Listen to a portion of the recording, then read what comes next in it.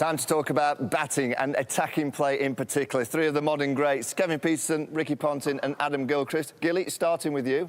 Yeah, I think back to how it all began, the basic foundation that my father, who was sort of the biggest influence on my career at a young age, how he used to coach me, or I used to nag him, keep throwing balls, keep feeding them into the machine. But he gave me a strong foundation of learning the basic fundamentals. So you needed a base to work from.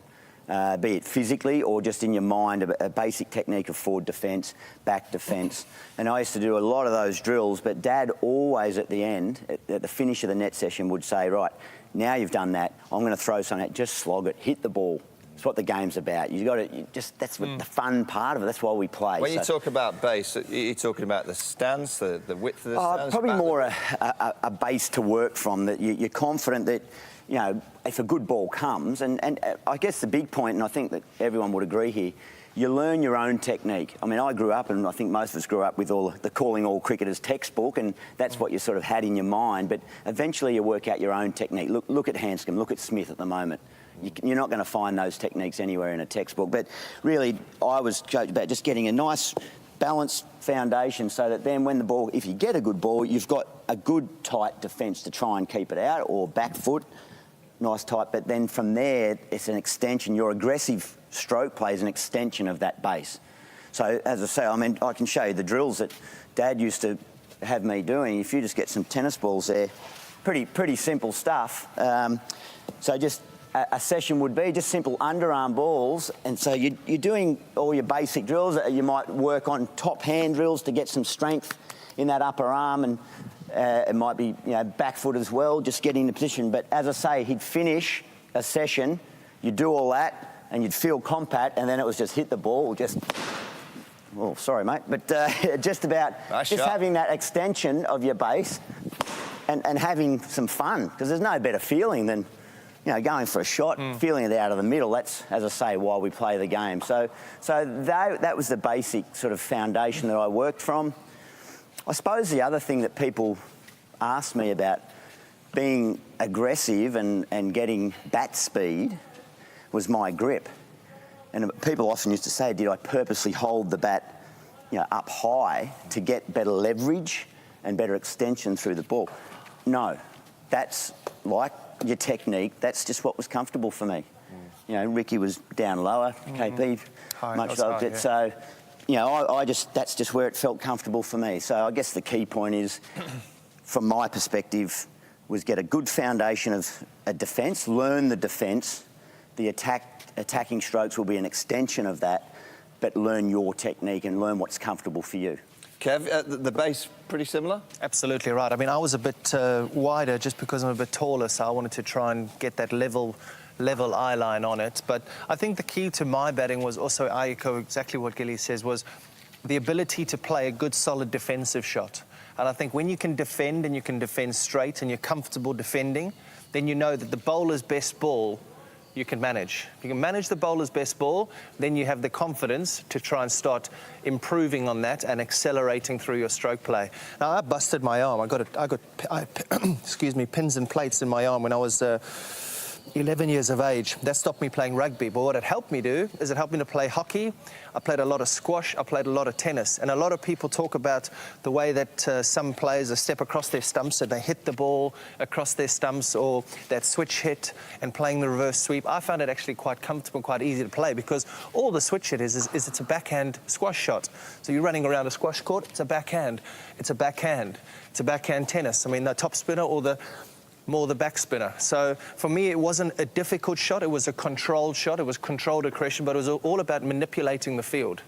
And that's what people say. Against Muralitharan, against Warney, against the Aussies in 10-11, once you beat the left arm spinner from around, he'd come over the wicket. And what do you do when he comes over the wicket is he bowls into the rough. When you bowl into the rough, you set a 6-3 leg side field, you have the slip in place, you might have a backward point, you might not, or you might have a sweeper on the boundary, one fielder, two fielder. So if you block off my whole leg side, you cannot get me out LBW. I'm going to get my pad in the way, and then it's just an easy shot to accumulate runs, and also just basically try and get the bowler to go back. Can you show us a few of those shots? Absolutely. So it's all about defeating the bowler. It's about defeating the captain as well. And once you've defeated them from around the wicket, you're hitting them through the extra car, you flick in, you're doing whatever you need to do. The bowler thinks, right, defensive mode is to go over here. Now, all it really is a backhanded shot. And that's a safe shot. That might look like a risk, but when a bowler goes around the wicket, backward point generally isn't up. They might not have a backward point, or backward point might be on the boundary. So any top edge is 2, 3, 4. I remember going to 100 in India and in Sri Lanka with exactly that same shot. There was no fielder there. The bowler was around the 6-3, and there really is no risk. That's not out because it's pitched outside leg stump. So there really isn't any risk if you miss the ball and you get your pads in the way. But you can just hit the ball and you can just manipulate the field, and then the captain thinks, this isn't working, I've got to do something with my field. He maybe take one man from that side, and then you can start playing the power shots again. So for me, I was always 4-3-2-1 in scoring. I always looked for a boundary first, and then went down. Yeah, and it must be an amazing test of the mindset and strength of mind to be taking that risk, changing the game of Test cricket with innovation. You know, I think everyone associates those sort of shots to short version cricket, don't they, to open up scoring rates. Test cricket was easier, was better. Yeah. Because Test cricket, you could pack a leg side field. In one-day cricket, you can't pack a leg side field. Yeah. And also with the wicket spinning a lot more, they think it becomes more of an attacking option. But you can see there, one ball hit me here, it's going to hit the stumps, but it's pitched outside leg, so it's not out. And the calculated risk you're talking about there is if you're batting here with rough outside the leg stump, if you come down and try and hit the ball that way to the leg side from out of the rough, that's a bigger risk than just playing with a spin. Than what doing that is, Rick, we talk about all the shots, all the different tricks that these guys brought to the game. What about the mindset?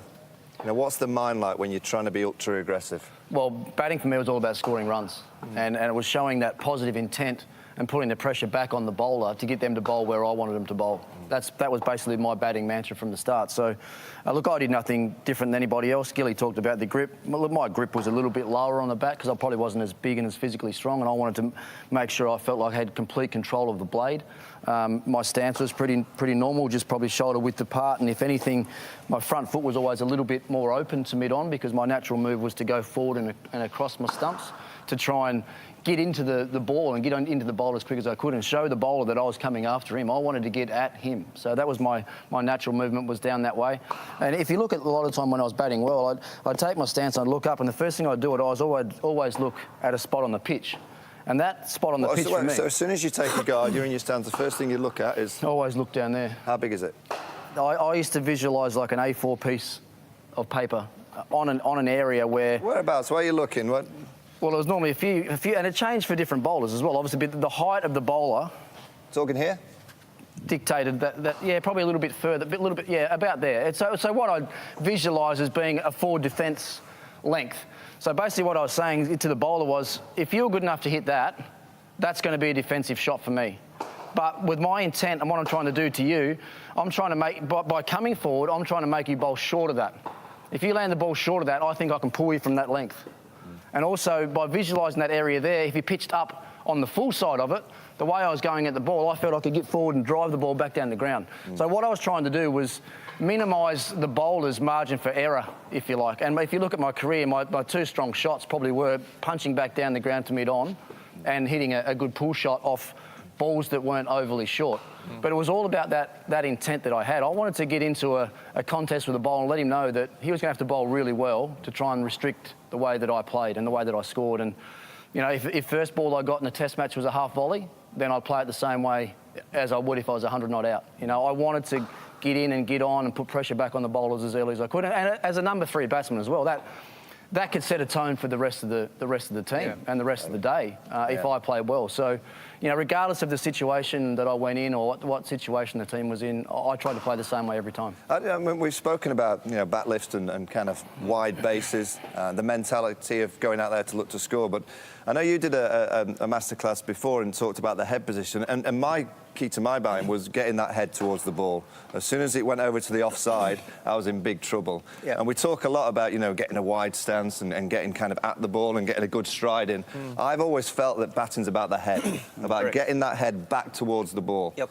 Absolutely right, and as you can see with Joe Root at the moment, I think he might be a little bit worried with the short ball, and so he's going searching for something that's actually not really there, and that's why he's falling over a bit. And the reason he's falling over is because his head. It's not because of his feet. It's got nothing to do with his feet. The heaviest part of your body is your head. So if your head goes in a certain direction, your feet have to go in that direction. If your head's going at the ball, your feet are going at the ball. And you're quite right. Well, I'll show you something with that, with Kev. If we talk about, because this obviously was something that I battled my whole career, was being a little bit eager to get to the ball and maybe not going in the exact same position all the time. Quite often my head will go towards mid-off rather than towards mid-on. And then to work to just... Show us here, Rick. Well, if Kev can take his stance there, what I would say to anyone that battles that problem there of falling over their stumps is, if I was teaching a kid that was falling over, what I'd tell him to do, I'd tell him to see the ball from this eye, from his right eye. Quite often when you take your stance, you're looking out of your left eye. You never really get your eyes square enough to where the ball's coming from. So if you're falling over your stumps, see the ball from this eye here, and where you can, when you start to move, take that eye towards the umpire.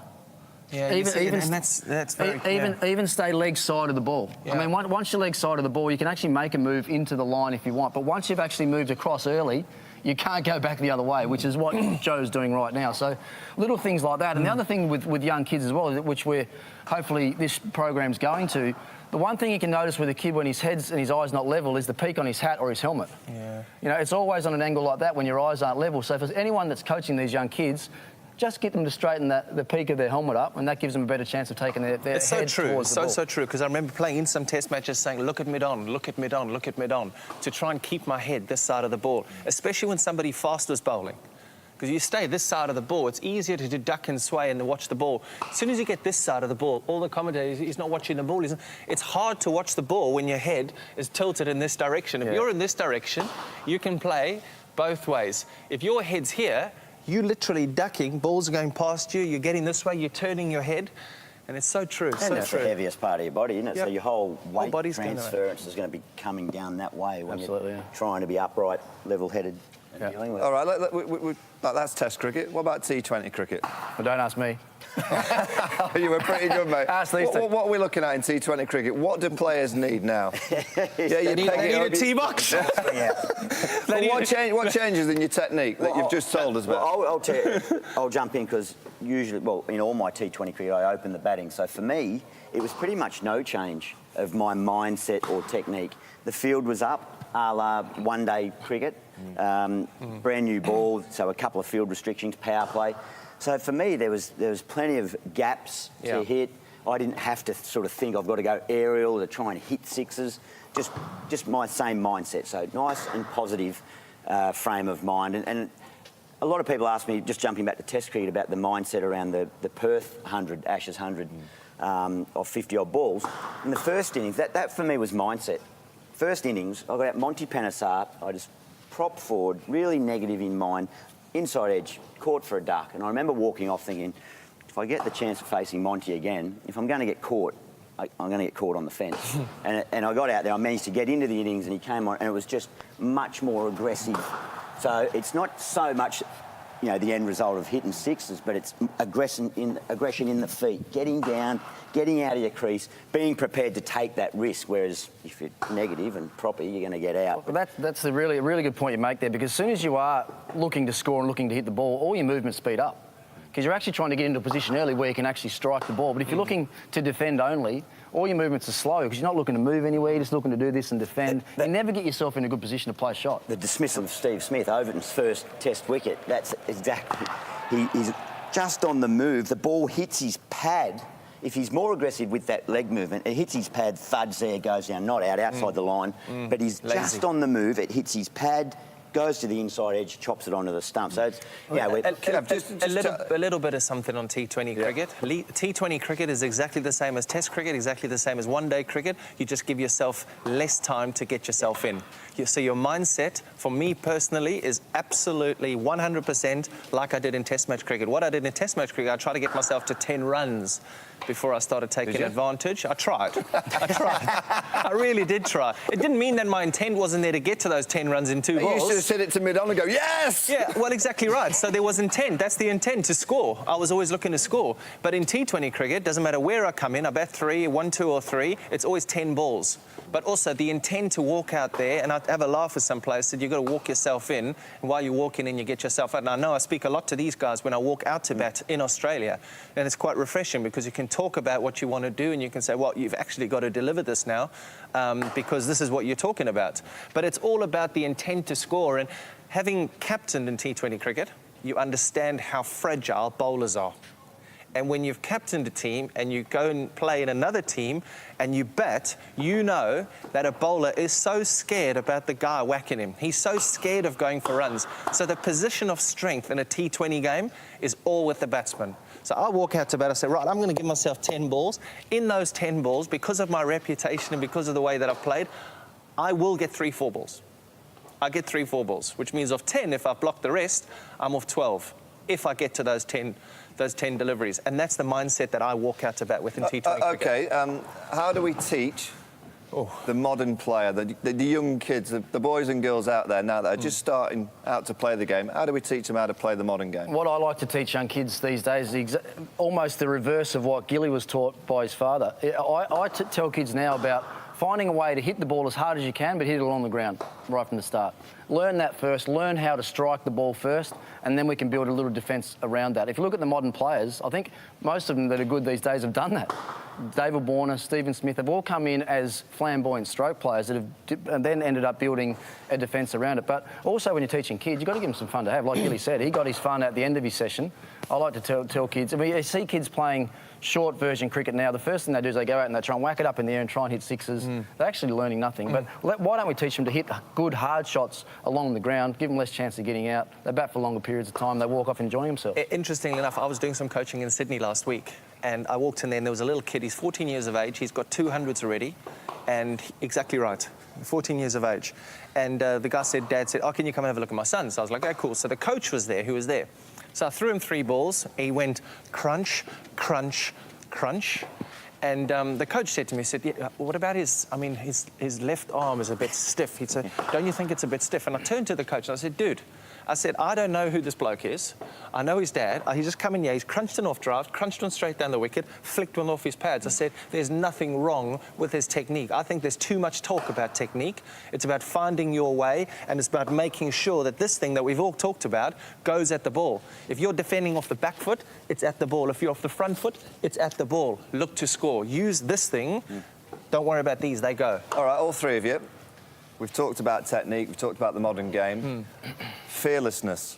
How do you give a kid that chance to go out there and not worry about getting out? Because no one wants to get out. And there's always that little gremlin in the back of your mind saying, oh, if I dance down and play the aggressive stroke, I may get out. How do we teach kids to kind of clear that out of the mind? Yeah, well, I think, again, it goes back to what they've both just said. It's about letting kids experience the joy of creaming it, of just the fun of running down, going, in your mind, you're going to go aerial, and you swing the bat, and just for that split second, you nail it out of the middle, and you're the only person in the whole world that knows that you've got it.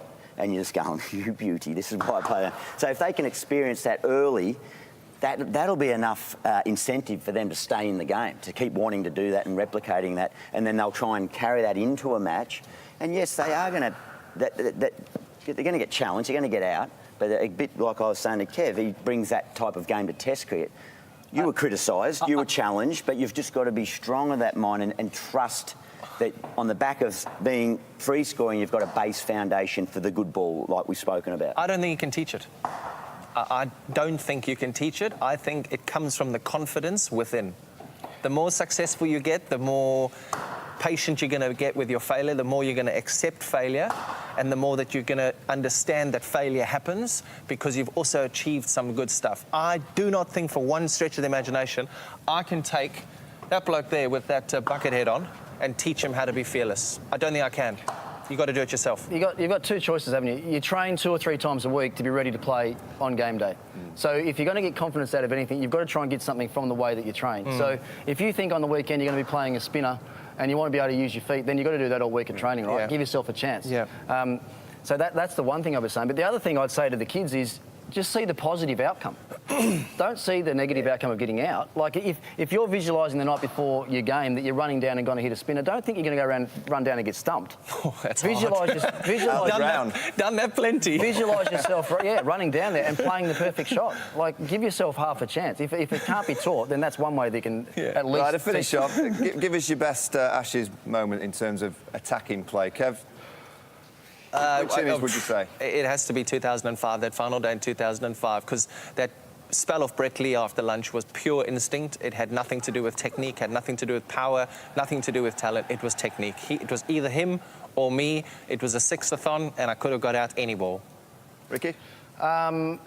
Well, this might sound funny because we're batting for a draw, but I think the intent that I showed with my batting in Old Trafford 2005 in tough conditions, I stuck to my actual game plan right the way through that day. Still managed to score quite freely, but never got outside of my natural instinct, so that was be one for me. Gilly, you've already mentioned Perth. Is that another one, 2006? I guess so. I in an Ashes, first innings of an Ashes test in Brisbane a few years before, got out for a duck. So second innings went in there, and again, you dreaded pair. But again, it just managed to trigger myself, and Ashley Giles was bowling. I thought, right, I've got to go big here. If I'm going to get out for a pair, I'm going to get caught on the fence, and managed to get away with a six. So again, it's like Kev talks about the oval. Could have been out any ball. He got dropped, but he kept backing himself. So I think that's the key thing. So, yeah. Well, talking of drops, Gilly, mine was 2005 when I got 160 odd. I think you helped me out on about 40 with your right hand didn't quite grab hold of that edge behind. We've done the wicket-keeping masterclass before. we don't need to talk about the keeping. My worst day in Test cricket. Well, anyway, Kev, about it, mate. thank you very much. You've given me a lift up there, Gilly. Thank you. Gilly, Ricky, Kev, thanks so much for that. Three of the best. Hope you've enjoyed that.